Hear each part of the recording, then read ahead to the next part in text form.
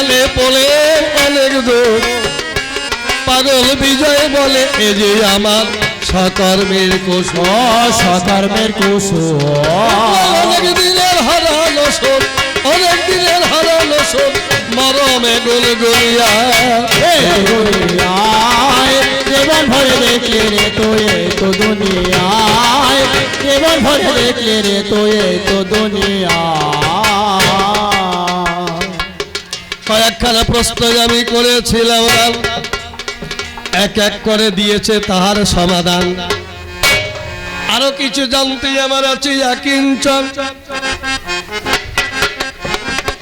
এই জন্য প্রশ্নের আমি করব আয়োজন উনি বলছেন গৌরাঙ্গ মহাপ্রভু শ্রী শ্রী ঠাকুর অনুকূল চন্দ্র হয়ে জন্ম নিয়েছে ভালো কথা কিন্তু এইখানে আমার একটা প্রশ্ন আছে কি প্রশ্ন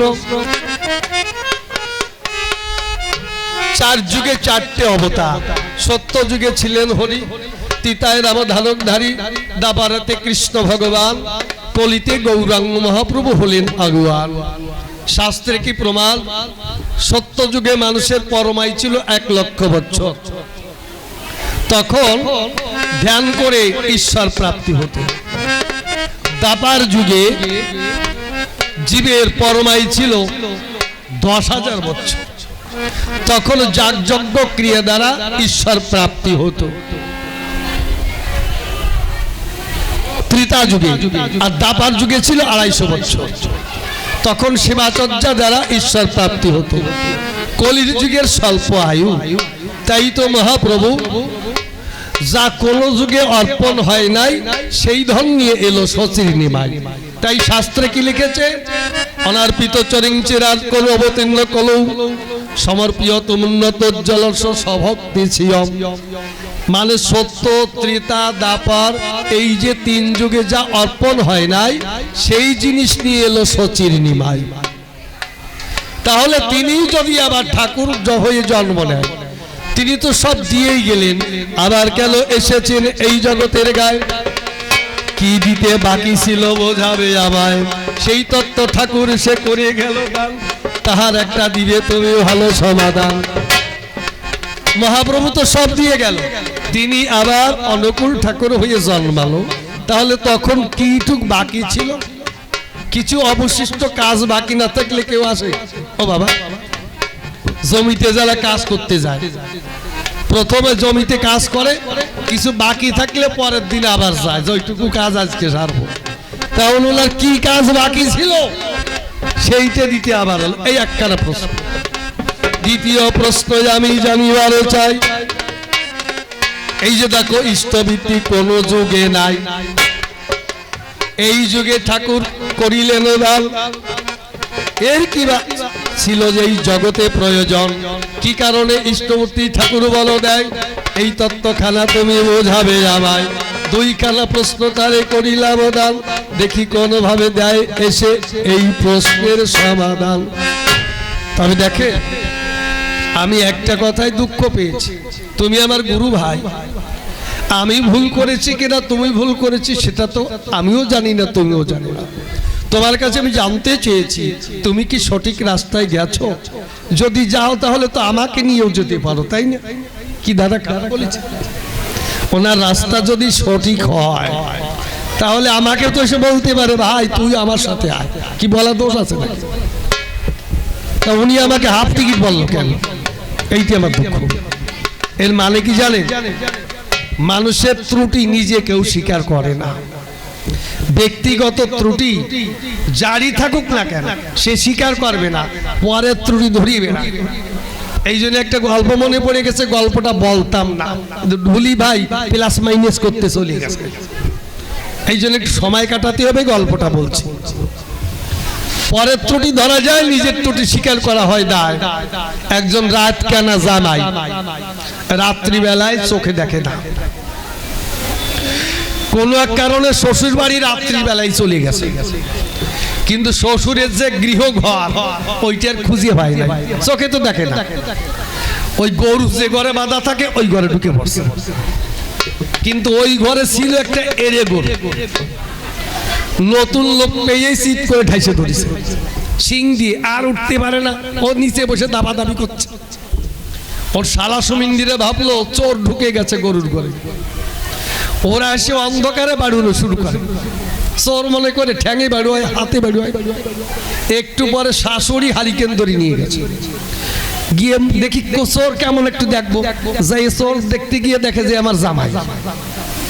শাশুড়ি বলে সর্বনাশ, আমার মেয়ে তো বিধবা হবে, আমার জামাইকে যা মারিছিস আমার মেয়ে বিধবা।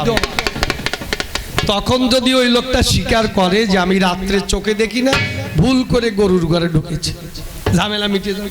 স্বীকার করবে না, বলছে শোন এই গরুর ঘরে কেন ঢুকেছি, তোর দিদি চাটাম দেয়, আমাদের বাড়ি কি আরে গরু, কেতরা গরু, ভাষা শূন্য আগামোটা, যাই দেখো আমার বাড়ির গরু কি তজু, আমার বাবার বাড়ির গরু কি তেজি। তাই গরুটা কেমন তেজি দেখবো বলে ঘরে ঢুকেছি, কিন্তু একটা জিনিস বোঝা গেল এই গরুটা অশিক্ষিত, লেখাপড়ি শিখে না। আমি এই বাড়ির জামাই, আমার তো একটা মান সম্মান আছে, সেই মান সম্মান যদি না দিতে পারে তাহলে অশিক্ষিত। জীবনে স্কুল কলেজে যাই নাই, যাই দেখি আমার বাড়ির এড়ে গরু, আমি বিয়ে পাস করাইছি, চাটাম দিচ্ছে। বলে জামাই বাবু যা হবার হয়ে গেছে, এইবার কি বলে গিয়ে পাখানা ধুয়ে নাও। ওভাবে পাও ধুতে গেলে যদি আবার গরুর ঘরে ঢুকে পড়ি, এড়ে গরু তো ছাড়বে না। বলছে আমি পাও ধোবো, মানে আমাকে পাও ধোয়াইয়ে দাও। শালা সুমিন্দিরে পাও ধোয়াইয়ে দিয়েছে। তারপরে বলছে খেতে যাও, বলে খেতে যাব, আমার হাত ধরে না নিতে যাবো না, কিন্তু স্বীকার করে না যে আমি চোখে দেখি। এইবার হাত ধরে রান্না করে নিয়ে বসাই দিয়েছে, খেতে বসছে। খেতে দিচ্ছে কে? শাশুড়ি মা। ভালো ভালো মাছগুলো জামার থালায় দিচ্ছে, কিন্তু ওই বাড়ি একটা ওড়া বিড়াল ছিল, ও জামার চোখে মুখে তাকাই এক্সরে করা হয়ে গেছে, হারামজাদা চোখে দেখে না। আস্তে মাছের পিস নিয়ে কোনায় গিয়ে খাচ্ছে। ইতিমধ্যে এক শালা বলছে জামাই বাবু তোমার মাছ বিড়ালে নিয়ে গেল, দেখো নাই? ওভাবে সত্যিই তো দেখি নাই, তা তো স্বীকার করা যাবে না। বলছে শোন আমি দেখেছি, ইচ্ছা করে দান করলাম। তোরা তো জীবনে বিড়ালকে মাছ দিস না, তোরা তো চামা। আমি ভদ্রলোকের ছেলে, আমি না দিয়ে তো পারি না। তোরা তো কাঁটা দিয়ে বিড়াল পুষিস, আমার বাড়ি বিড়াল যাই দেখবি, সকালবেলা ঘুম থেকে বিড়ালটা ওঠে, ব্রাশ দিয়ে দাঁত মেজে দেই, তারপরে এক গ্লাস কমপ্লান, 10খানা বিটে নিয়ে বিস্কুট, 1 গ্লাস গরম দুধ, দুপুরবেলা মাংস ভাত, রাত্রিবেলা দুধ ভাত। তোদের মতো কাঁটা দিয়ে বিড়াল পুষি নাকি? ঠকবে না, তবু স্বীকার করবে না আমি চোখে দেখি। যাহাবার হয়ে গেছে, শাশুড়ি মা চিন্তা করছে আর একটা মাছ তো আছে, ওইটা জামাইকে দেব, কিন্তু চোখে যে না দেখে ছায়ামূর্তি টের পাওয়া যায়।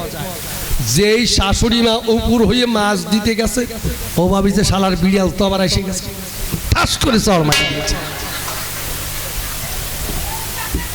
চর লাগবি তো লাগ, শাশুড়ি মা টু দা পয়েন্টে লাগিয়ে গেছে, দাঁত 6খানা সিটেই পড়িয়ে গেছে। অপারেশন করা লাগে নাই, বিনা অপারেশনে শাশুড়ি অজ্ঞান হয়ে পড়ে গেছে। শালা সুমিন্দ্র এসে বলছে জামাই বাবু আমাদের মাকে মারলে কেন, এর বিচার চাই। ও লাভ দুটে বলছে জীবনে তোদের বাড়ি আসবো না, আমার শ্বশুর বাড়ি আছে, পরিচয় দেবো না। শালা সুমিন্দিরে ভাবে আমার মাকে মারলো আর উল্টো রাগ দেখে ব্যাপারটা। তাহলে শোন, তোরা 3 ভাই বিয়ে করেছিস, 3টে শালা বউ থাকতে দম্মের ষাঁড়ের মতো ঘুরিয়ে বেড়াচ্ছে। এই শীতের রাত্রে এই বুড়ো বিটি খেতে দেয় কেন? উপযুক্ত শিক্ষা দিলাম। হ্যাঁ, তবু স্বীকার করবে না আমি রাত্রিবেলা চোখে দেখি না। যাই হোক, সেবা শান্তি হয়ে গেছে, রাত্রিবেলা নিয়ে খাটে শুইতে দিয়েছে। শুইতে যখনই দেয় রাত্রিবেলা নিম্নচাপের সৃষ্টি হয়। এখন কি করবে? এ পর্যন্ত তো বাঁচলাম।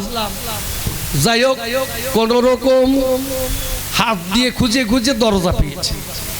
দরজা খুলে ভাবে এই দরজার বেড়া ছাড়বো না, বেড়া ছাড়লে আবার যদি গরুর ঘরে যাই গরু আবার ঠাইসে ধরবে। ওই বেড়া ধরে ধরে ঘরের পিছনে গেছে। ঘরের পিছনে ছিল 18 একটা গর্ত, যেই পজিশন মধ্যে পড়ে গেছে। পড়ে গিয়ে ভাবে আগের ঘরে তো দরজা খুঁজে পেলাম, কোন ঘরে ঢুকলাম এর দরজা নাই।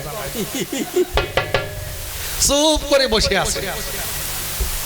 হা করে বসে আছে, কি করবে? বেরোনোর দরজা নাই। ঘন্টা খানিক পরে শাশুড়ির মার প্রস্রাব চাপিয়েছে, যাই এই ছাড়িয়ে দিয়েছে। পরিমিতে পর জামার মুখের মধ্যে ভর্তিছে। তবু স্বীকার করে না, আমি রাত্রি চোখে দেখি না।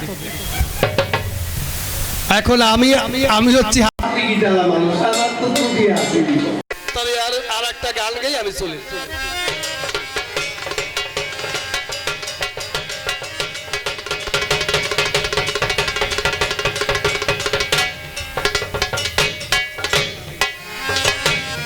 লাগলো না তোমার পূজায় বাসি হলো ফুল, লাগলো না তোমার পূজায় বাসি হলো ফুল, লাগলো না তোমার পূজায় বাসি হলো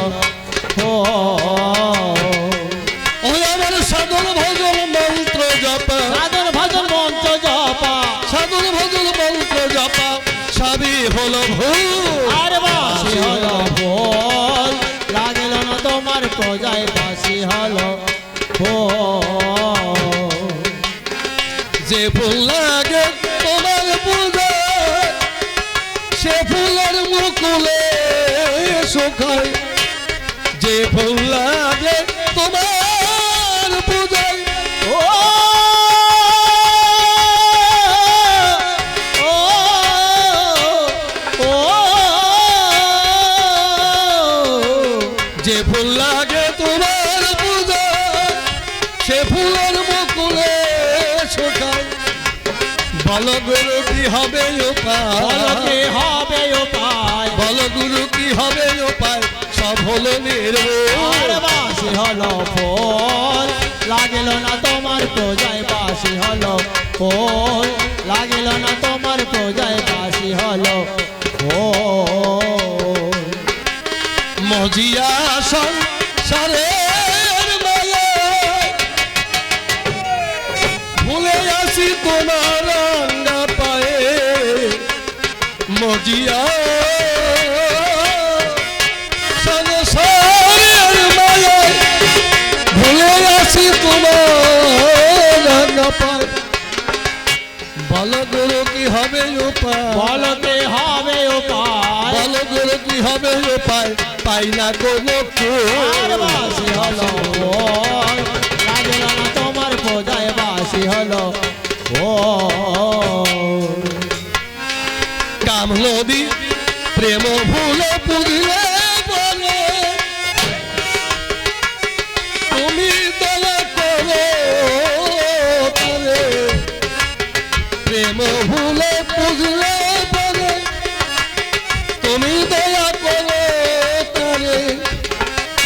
কোলে তুলে লও আধারে, কোলে তুলে লও আধারে, কোলে তুলে লও আধারে, হয় না কবু আর বাসি হলো ফুল, লাগলো না তোমার পূজায় বাসি হলো ফুল। কাম নদীতে ডুবে মরি, বিরূপল ছয়জন করি। কাম নদীতে ডুবে মরি, ও গুরু গুরু গো গুরু গো, কাম নদীতে ডুবে মরি, বিরূপল ছয়জন দাঁড়ি। দরু দিয়ে তোমার কৃপা বাড়ি, দেও তোমার কৃপা বারে, দিয়ে তোমার কৃপা বাড়ি, জগদীশকে দাও চরণ আর বাসি হলো ফুল, লাগলো না তোমার পূজায় বাসি হলো ফুল। একে একে দুইখানা প্রশ্ন করলাম না, দেখিয়েছে কোনোভাবে দেয় সমাধান। তবে আর বেশি বলে প্রয়োজন নাই, আমার মতে আমি এখন ক্ষান্ত দিয়ে যাই। এইভাবেতে আমি এখন করি সমাপন। মায়েরা দেন উলুধ্বনি, বাবারা বলেন বন্দে পুরুষোত্তম।